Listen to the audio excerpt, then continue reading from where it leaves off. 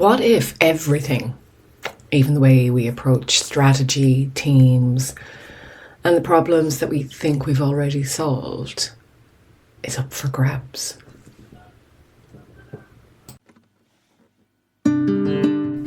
Hello, and welcome to Life Beyond the Numbers, the podcast for leaders and people curious about creating a more fulfilling work life.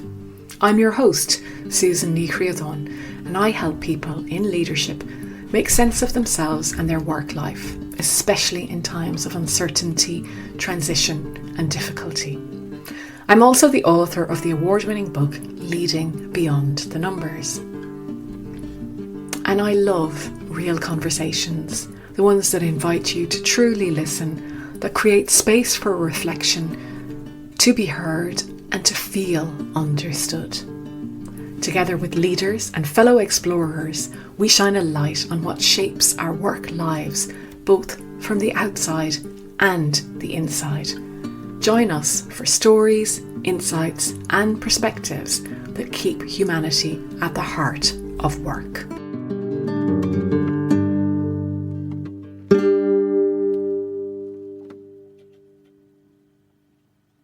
Today I am delighted to welcome Faris Aranki to Life Beyond the Numbers. Oh my God, I've forgotten the name of my own podcast this morning, today, whatever. Wow, let's start again. Oh, leave this in. It's good material. Okay, welcome Faris. Thank you for joining me. Thank you, Suze, as we like to call you, to Leading Beyond the Numbers or Life Beyond the Numbers. Anything to do with numbers and beyond. Going beyond. Yeah, exactly. Yeah, it does get a little confusing at times, but I suppose it all falls under the umbrella of Beyond the Numbers. And one of the things I love about what we're going to get into later today, not that much later, is an equation, but I'm going to come to that a bit later because I'd really like to unpick something that I'm very curious about, which is your background, because you've been a teacher, a strategist, and now a founder of your own business. Yes. And through all of those different aspects of work, what surprises you the most about people? Oh, where do you start with people? What surprises me the most about people is their capacity to get stuck in their own self-belief. But the flip side of that is their ability to think beyond themselves once they hit that trough. And what I mean by that is so many people, which they need to, have just a frame of reference that they're right and don't want to be displaced from that position. When I was a school teacher, it was the kids who would walk into the classroom going, not necessarily I know this, but you will never teach me this. Because I used to teach maths, Susan, and there were kids out there, and quite a lot of kids, about a quarter, I'd say, of every class I ever taught, where they would walk in on day one and go, there is absolutely no chance you can teach me this subject. I'm terrible at it. I hate it. And there was almost like you had to get through that layer first before they'd even allow you to teach them. And then as I moved into the business world and working more with adults, it's actually people who are overly confident and say, no, this is the way to do it. This is the way we've always done it. And they won't even initially listen to another option. And so it's that need to defrost them before you can pitch something new at them. I love that. And it echoes something I heard earlier today, actually, about somebody asking someone, what's wrong with me? How do you fix me? And the person's like, there's nothing wrong with you. The only people I ever worry about who come in front of me are the people who are stuck. So I find that quite amazing. That's what you mentioned today, and the different ways we can be stuck. How we, like as kids coming in going, you can't teach me maths. Yeah. And then adults, there's no other way to do this. This is the only way. It's two ends of the pendulum, but it fundamentally comes back to the same thing, a fixed belief system. It doesn't it? And when that gets disrupted, everything's up for grabs. it's a discomforting place to be, but it is ultimately a much more rewarding place to be. Now, I'm going to do my best to pronounce this. Yes. Sciagato or Okay. sciagetto. Shigeto. Yes. Sciagetto. Okay. Yeah. Explain. Okay. So the name of my company is Shigeto, which is a Japanese word and is the Japanese word for a sharpening stone. So if ever you have had a dull knife or blade or a pair of scissors, you may have used a shigeto to sharpen it. It's like a whetstone. Actually, in Japanese culture, it is the whetstone you use for the sharpest finish on your finest blades. In Japanese culture, they have 6 types of whetstone, and the shigeto is the finest finish at the end. So I was looking for a name for my company that sort of gave a good metaphor of what we do, which is we go in and sharpen the teams and their thinking. And so I was looking for something that wasn't just calling it a sharpening stone. And I stumbled across this kind of culture and mythology from Japan. I actually lost about half a day of my life because there's whole websites dedicated to this. And I just feel it seemed very apt and a fantastic name for the company. I can guess, and I've obviously looked at your website, so I have an Yes. idea what it's about, but maybe a little bit more. What does sharpening look like when you say I'm going to Yeah. sharpen the team? Sharpen the team. So if we go back to that permafrost, that sort of defrost, everyone, when they come together as a team, could not necessarily thinking their best. And I'm not saying on an individual, I'm saying the team doesn't bring its best thinking into every room. The team doesn't bring its best collaboration into every room. The team doesn't bring its best focus into every room. And even if you can improve each of those degrees by 1 or 2%, the impact to that team performance is phenomenal. Okay. So instead of them just generating 3 ideas that all came from the boss, for example, as often happens in teams with over-dominant bosses, how about you unlock 3 ideas out of every member of that team? Suddenly you've got 10 times the amount of thinking in that room. How about in people, instead of when somebody suggests something, everyone politely nods and shrugs their shoulders but never commits to it, you have people actually enthusiastic and asking questions. Right? How about instead of stretching themselves across 10 objectives, they just decide to only do 3 and do them better?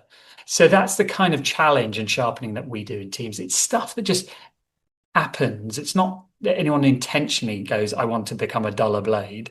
But through tiredness, through fatigue, through other biases, we don't always bring our 100% sharpness into a room. And it's very hard to spot that in yourself. So having an independent in the room to challenge you and bring that out is this service that we provide. I'm thinking about people coming in who Yeah. may consider themselves, you're coming in, and this Yeah. team may consider themselves to be sharp, like Yes. they're at their best. Yeah. And you know that they're not, because, Yes. like you say, there's always room, isn't there? There is It's always room. And always we true. get stuck in ways, even if we're not stuck. We get comfortable in positions and Yes. in pecking orders and whatever. So, what resistance do you meet when people, yeah, okay. Loads, loads of resistance. As human beings, we are great at resisting ideas. We're great at resisting somebody else's opinion. And sometimes we should. I remember from my first job, Susan, my first job as a consultant, not my first job as a teacher. One of my bosses gave me this slide that I still use today. And then the title of the slide was 28 Ways People Say No Without Saying No. Okay. And these are the common phrases you'll hear, not just in boardrooms, but Very you'll hear from, British, I think. yeah, very British. You'll hear from people around you. Oh, that's a fantastic idea. We tried it last year. Yeah. Oh, that's great, but it won't work here. Yeah. That's great, but we don't have enough time or money to give it a go, right? They're just polite ways, but ultimately it all flows back to just providing resistance to another person's idea. Okay. And I face that every day I walk into rooms. I faced it with those kids who told me they couldn't learn maths. So the great thing is because I learned on those kids who were very challenging, I learned a whole range of techniques to overcome that resistance. And that's what I walk in and just naturally use in rooms. And lo and behold, most of them, 99% of them, do not involve confronting the person because if someone is pushing and you push, it's just 2 rams butting heads. So by far simpler is changing the point of the conversation. Is always try and pull them in to your world rather than push them across into your world. It's very hard to convince anyone of anything anyway, isn't it? It is, but everybody, what I always advocate is if you can work out another human being's whiffums and whammies. Have you heard those phrases? It's been a long time, so I'm definitely going to need a reminder. And I'm not sure I've heard whammies, but I've heard the whiffums. Whiffums. Whiffum stands for what's in it for me, Oh, yes. and whammy stands for what's against my interest. And the beauty about another person is they will tell you this information. If you create a nice environment, you ask them the right questions, they'll leak it out, either directly or indirectly. I want to leave by 5 p.m. Okay, that's it. Both a whiffum and a whammy, right? Yeah, make sure I leave by 5 p.m. If I'm out of here after 5 p.m., I'm going to start to get angry. I really love football. I'm really focused on my promotion. So by understanding these, that's the way to get through to them. So if I roll back to those kids who would resist, the first question I'd say, instead of why do you not like maths, I'd say, what do you like? Oh, I love football, sir. I love this TV program. All right, we're not going to study maths when you're in my classroom. You're going to count corners and how many times that player kicked a ball. Just turns out that's maths, by the way. Every time you talk to me, we're going to talk in football language because that's what's in it for you. Listen for the cues people give you, and you can become infinitely more powerful, more of an influencer. And so that's what I'm always listening for in rooms. Influencer, yeah, but also I think someone who people respond to and connect with because you're trying to relate on a human to human level, Yeah, as opposed to I'm the expert coming in to help you here and I know best. yeah. Yeah. And it's so funny. Recently, I went to deliver a guest lecture at a university to their master's students all around strategy. Now, it was a 3 hour lecture, and me being me, I made it very interactive. So we had everyone playing games, doing stuff, all to learn about strategy. By the end of the 3 hours, word had spread, and there were 8 professors who'd come from other lectures to sit and listen and watch. And at the end, I had a Q&A with the professors. And one of them said, it was very interesting how you asked them so many questions instead of them asking you the question. Why did you do that? And in my head, I said, that's how you engage someone. That's how they feel like they have ownership. That, not saying I'm the expert necessarily in the room. And I was vastly surprised that these professors were not aware of these sort of learning techniques and engagement techniques. And deep down, I was like, oh my God, imagine sitting through a 3 hour one of their lectures. That sounds incredibly boring to me. But just the basics of human behaviors, we all would get bored sitting listening to 3 hours. So make it fun, make it engaging. They're more likely to retain the information. Absolutely. But I suppose isn't that what a lecture is? It's somebody speaking at you. Yeah. And Yeah. so in a way, it's not really their fault, is it? Again, they've got into a way of doing things and it's about imparting their knowledge and that's the Yeah. way they see it. And it's really interesting to disrupt that. And can you imagine how much more innovative people might be if that way of teaching was disrupted, actually? Oh, infinitely, yeah. Yeah. We need to make teaching of anything, not just in universities, more engaging and more approachable. Otherwise, we're setting the learners up for failure. Totally, which then has an impact, doesn't it, on the Yeah. workplace? Because it's very easy then to go into a workplace and let the boss or the team leader dominate Yeah. because that's what you're used to. That's the model you've come through. Yeah.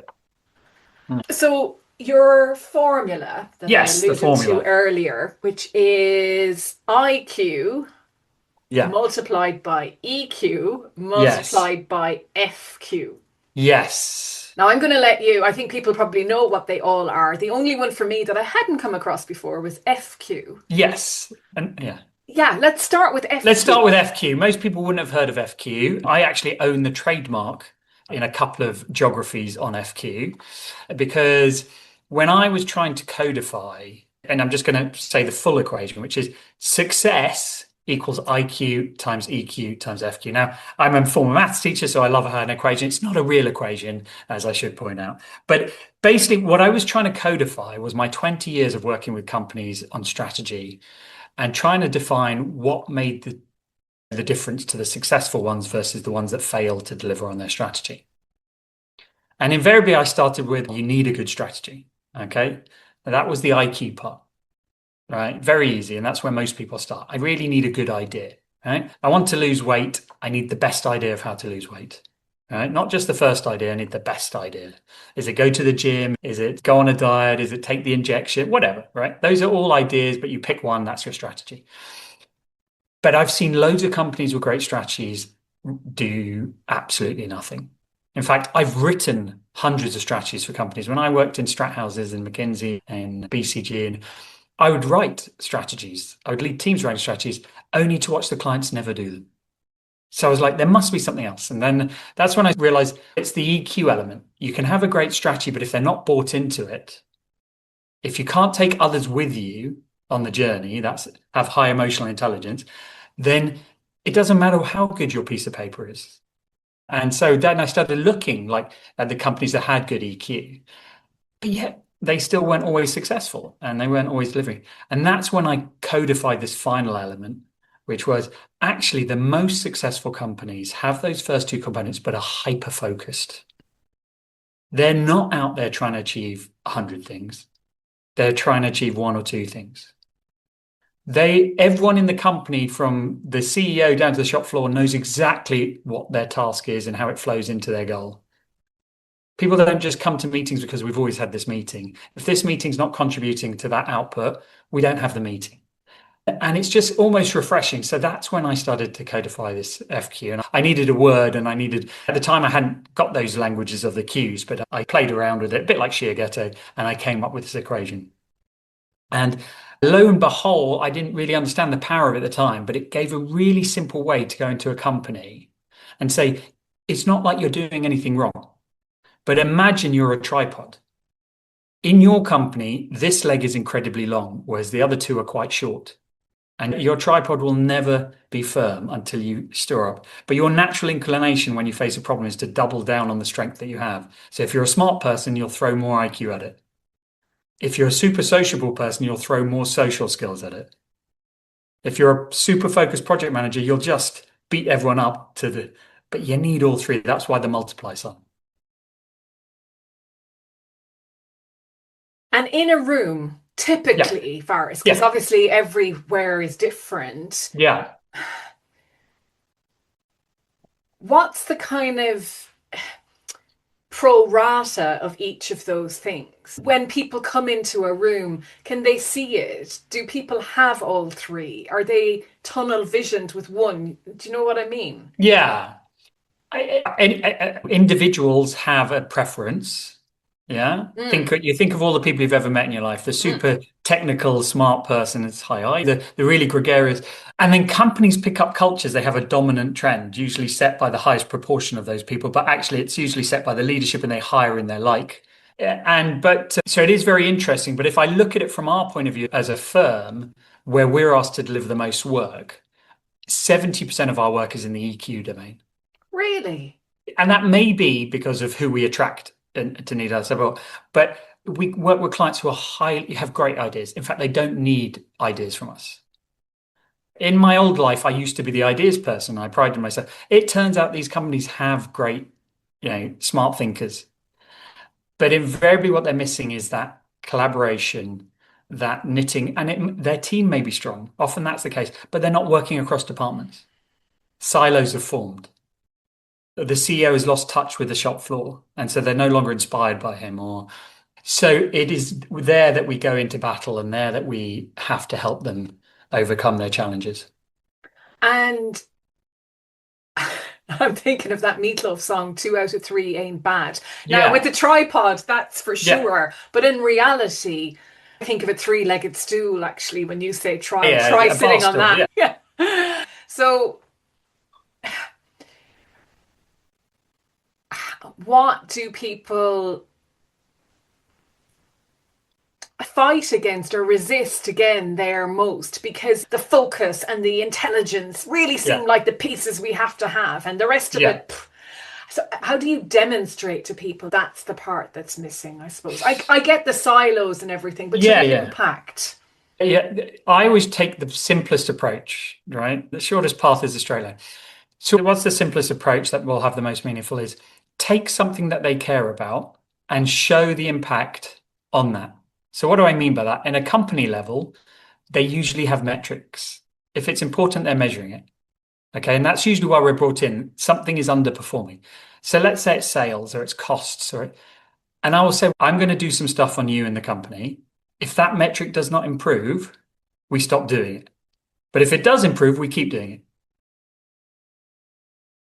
it. The direct feedback loop. And so that usually gets the demonstration and the buy-in. Mm. And of course, I was thinking about your formula as well, Yeah, because if there's I know you said it's not real, but if success is those three by each other, if one yeah, of those is zero, then right. effectively the whole thing is zero. Exactly, exactly. That's why I put in the multiply sign rather than an additive sign, because I've seen that where they double down, they've got zero people skills across the firm, and they just throw more IQ at it, and then they're surprised. And let's be clear, all of them can be improved in any company, Of but it's course. about which leg is wobbliest. Go Yeah. there first. And I think what you said there, throw more IQ at it.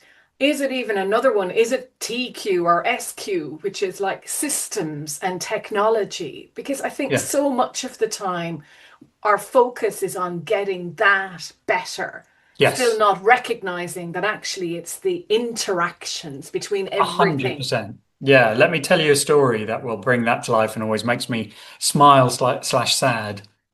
So I was talking to and this is a lot of how I do my sales. Yeah. Or get into a company. I was having coffee with a former client and I said, how's things going?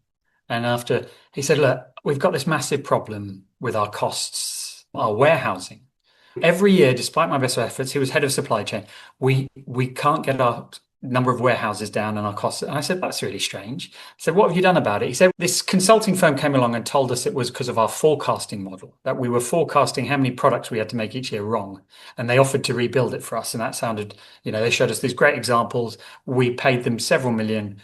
They did it. It didn't improve anything. Okay. And then about 18 months later, another consulting firm came along and said, oh, it's clearly a problem in your processes around your business. We can redesign all your processes. And that's another couple of $1 million. And he said, didn't make a difference. I said, well, explain to me what happens when you're deciding how much product to make. And he said, this team here, over here, who are the modelers, they crank the handles on the model and it spits out a number and says, we need to make 100 of this product. Then a representative from that team goes and meets a representative from the sales team and says, our model says you need to make 100 products. Do you agree? And the person in the sales team says 100 products, but in the back of their head, like goes, oh, if I only sell 100 products, I don't get my bonus this month. I can sell 1,000 products, they say in that meeting. And because they're a more dominant extroverted person, they convince the more introverted sort of analytical person that the number they should sign off on is 1,000. So they go and produce 1,000 products, but the actual modeler was right. They only sell 100. So 900 now need to be stored in a warehouse. And this is happening month on month across all their product lines. And I said, give me 2 months. I just need to fix a conversation. And I will evaporate a lot of that problem. So in 2 months, we worked with the modeling team to teach them how to have a better conversation. And then we worked with the sales team to teach them how to not take it personally if they were challenged. Right? They're both EQ ways of approaching the problem. Within 2 months, the volume started coming down as the meetings would go a lot smoother and the people actually built a rapport of liking each other.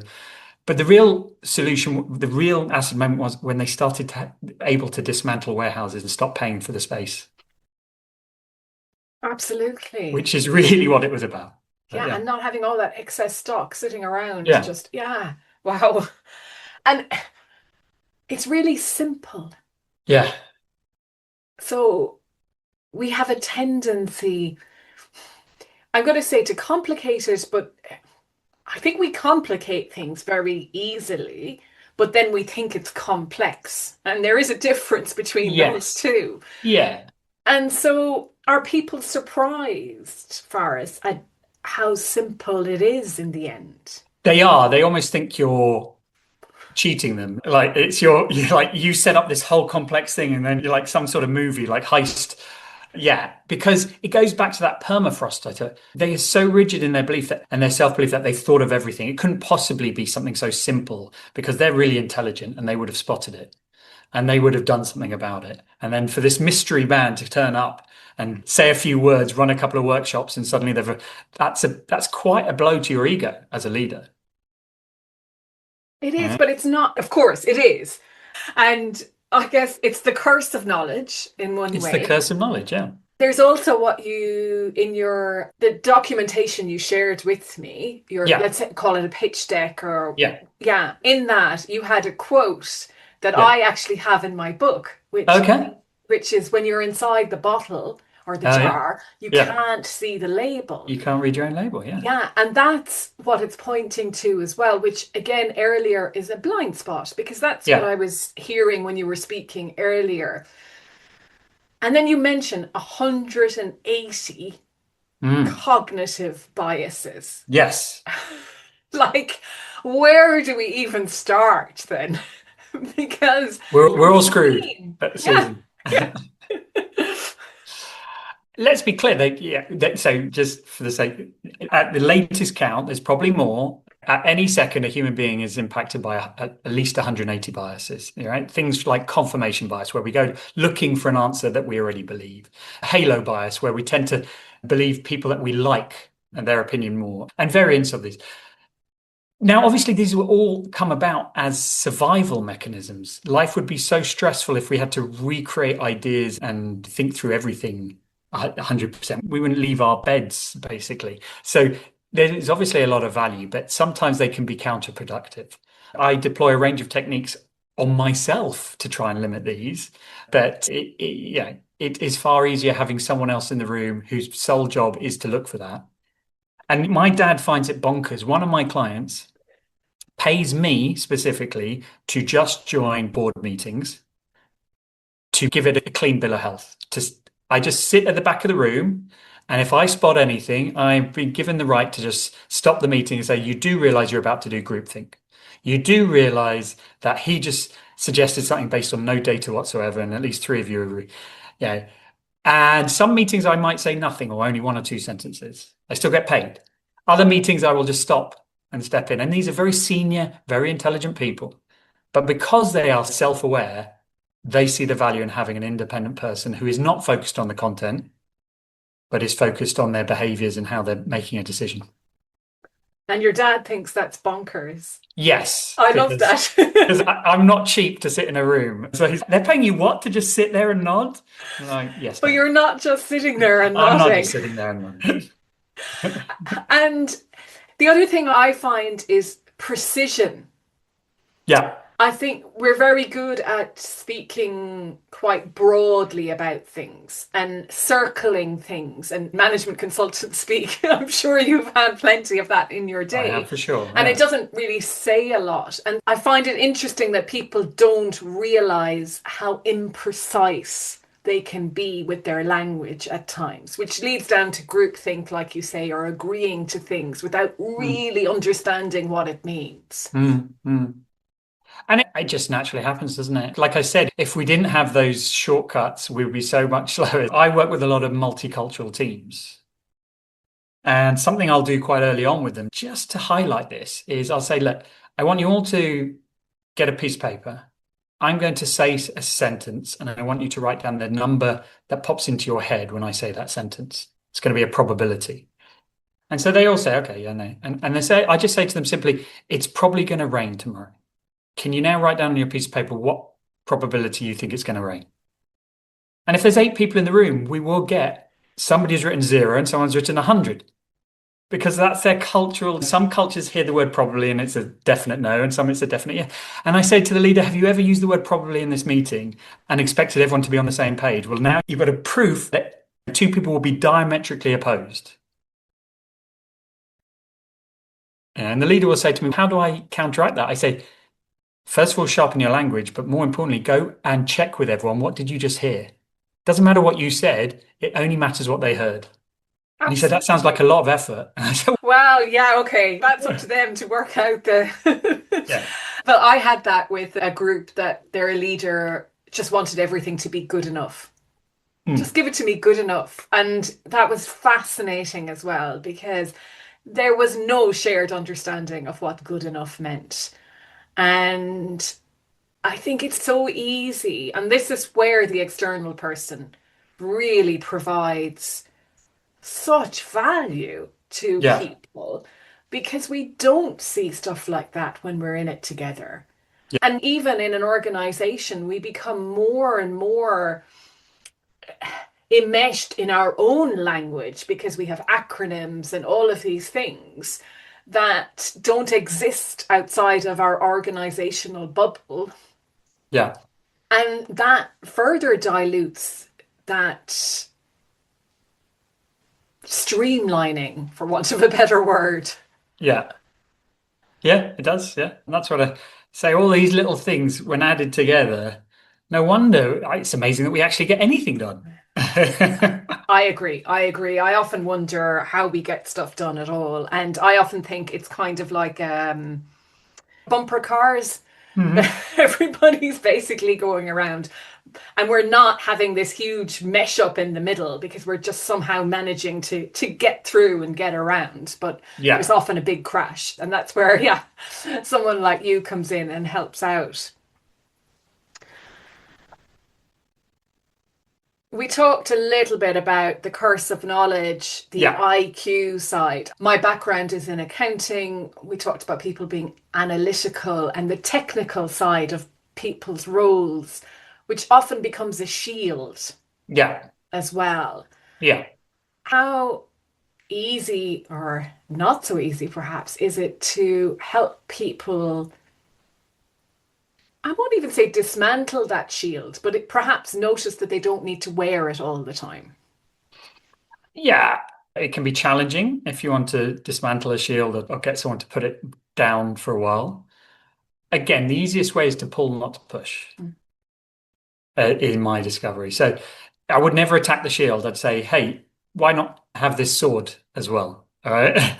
And then 2 weeks later, why not have this additional thing? And soon their hands will be so full they go, I'll just put this shield down for a minute because you've given me much better things to use, a wrench and a hammer I don't need this shield at the moment. I'm like, oh, okay, but it's an interesting development. But yeah, everybody is different. And some people you talk about a growth mindset. There's this concept of a growth mindset. Some people have more will embrace new ideas quicker than others, and others will take a long time to get there. I've always believed it's far easier to push on half or open doors. Yeah, push on half open doors rather than try and. I wouldn't start with the sort of triple locked, toughest accountant in the room. Even there, they have a heart and soul in there somewhere, Of course apparently. they do. Of course they do. Once you get them on side, so sometimes you want to get. It's like the old in the old Western movies where the cowboy would walk into the bar and pick the meanest, toughest looking guy and pick a fight with him just to establish his credentials and his hierarchy. So sometimes you do want this sort of most difficult accountant in the room, and because if you can win them over, then everyone else goes, "Wow, look at this Yeah. guy." It's going to Yeah, be like dominoes then. They're all just yeah, going to fall into place. yeah. Yeah. And when they're sharpened, so you've Yes, come in and you've sharpened this team, yes, do the levels of honesty yes. go up amongst people? I wonder, do they actually get to the heart of what's really going on? They can do, but two things, Susan. One is, as I explained to every team, I'm not a coach. Right? So if they enter a room and they are a total jerk, they will leave the room still a jerk. Just while they're in the room, I will have deployed enough techniques that they can't be a jerk while in the room. Okay. And that's an important distinction because people often go, I then went and joined another team and it was nowhere near as nice as what you've managed to create in this. And I said, yeah, because I was providing a force field to keep you all in check. And partly because that's my business model that you need me always in the room. But to change your underlying behaviors will take way longer, way, way longer. You do need therapy. You do need. So there's that. And then the other factor is that go back to that concept of sharpening. Every blade becomes duller over time if it's not kept maintained. So yes, people can get more honest and stuff, but equally they can go back to their old ways as soon as you stop. So what's really interesting is I'll often work with a team for 2, 3 months and then I'll step away for 6, 12 months and I'll come back. And in some cases, it'll be like I was never there. They'll be back to how they used to perform, particularly if new members have joined or new stresses have come into the team. They default to how they acted before. Or if people leave and that memory of, oh, when Faris came here, he used to do these things with us, that disappears. And they're surprised. And they say, but yeah, we all become a bit duller over time. Oh, yeah. And also, it's easier to do what we always did. Back to that again. The neuroplasticity is there. So the day I come in that I don't feel the best, I know I'd be great to do what Faris said, but you know what? Today I'm just going to take my way. Yeah. And it kind of just goes, I don't think anyone intentionally, I think that's the thing about work, isn't it? People don't intentionally go in to make their day worse or not No, do their best. no. It's just that we pick up familiar habits that feel comfortable. Yeah. And often that shift we make once you're not there with them Yeah. just takes longer. Yeah, exactly. And let's be clear, players in our own lives, I don't know about you, but I have no willpower. So, It's right? overrated, Faris. It's It's overrated. overrated. Far more what keeps me in check is having what I call pre-decisions, which are basically rules, right, for myself. It makes it so much easier. Just follow the rules. They will mean you do better things like eat healthily, do more exercise. Because relying on waking up and going, yeah, I'm going to do this today, yeah, is a fool's game. And also, we can only make so many decisions every day before our whole Yeah, decision-making capacity falls apart. No matter yeah, how much we think we can, it's just yeah, not there. yeah, So there are so many ways we can make our own lives easier like that, aren't yeah, there? It seems to me, and this is just from speaking to you, but it yeah. seems to me that you love what you do. I do. Yes, yes. I often say to people, I would be a fool not to love what I do, considering I gave up a very lucrative job to move towards and do it. But you So also gave up a career in teaching. I So did. was there always love of things? Did you love being a teacher? Did you love being... I did. I've loved all stages of my career, and yeah, I always encourage people to find the joy in what they do. And I know that's not always possible, right? But every stage was very enjoyable. Every stage made sense to me at the time. And it was only when looking back did I see the golden thread, which morphed into the equation effectively. But in hindsight, it was staring me in the face that all these things were adding, had the commonality of how do you overcome resistance and help people be a slightly better version of themselves. Doesn't matter if it's teaching maths when I was a maths teacher or when I was a consultant to get them to take the medicine that we said they should do, or what I do now that they change their behaviors. It's that common thread, and that's what I really enjoy. So yeah, very grateful for each of those stages, and I'm sure there'll still be some stages to come. Yes, before we got recording, we were talking about the state of the world. We So will.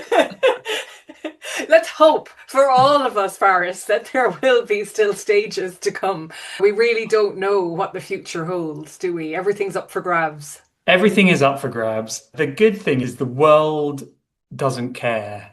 It's seen other versions of this before. Mother Earth, or whatever you like to call it, Gaia is probably shrugging her shoulders, going, "Ah, those idiots are up to it again." All right. But of course, I'm a bit tongue in cheek. It's a disconcerting time. That's what makes what I do even more vital in my head, right? I say to every leader out there, hey, the one thing you can control is your company, is your team, is your space, your room. And you don't, a leader by this could be the guy pumping petrol at the BP for. To paraphrase a great saying I heard from a guy called John Amanici, who is a former NBA player, but now is also a leadership coach. He said, look, if you just stretch your arms out, form a circle, it's about a 2 meter radius. If you just look after that space and anyone who comes into it, make sure it's a great space for them. If everyone in the world did that, instantly it'd be a better place. So, yeah, just control what you can, make it a better place. And it's a good start. I love that. And we will end there because that is, no, it's a perfect way to end an episode and something for people to take away with them that Yeah. is simple and beautiful and memorable. There you go. Faris, if people would like to know more about you, connect Yes. with you, what's the best way of doing that? So either come and check out sheerghetto.com. I'm sure we can put the link and find out a bit more about the company, but far more interesting or fun, come and find me on LinkedIn, drop me a message. I do reply to every message I get. And I also share some little tips on a daily basis around this, yeah, it'd be great to have a conversation. And if you don't go and find him, he may well just come and find you, because that's what he did with me. And I'm so glad. So thank you, Faris. That has been really enjoyable for me to have that conversation with you today. Thank you very much, Susan. Faris talks about curiosity as a tool, listening for what people reveal, noticing what's really going on in a room, asking better questions rather than giving better answers. And that takes courage, probably more courage than it sounds, particularly when you're the one who's closest to the problem. But what becomes possible when a team stops defaulting and starts paying attention is genuinely different. And this conversation captures some of those moments. Thank you for listening to Life Beyond the Numbers. If someone popped into your mind while you were listening, maybe a friend or a colleague, send them the episode. Chances are they'll appreciate it too. And if it spoke to you, a few kind words in a review can help others like us find it too.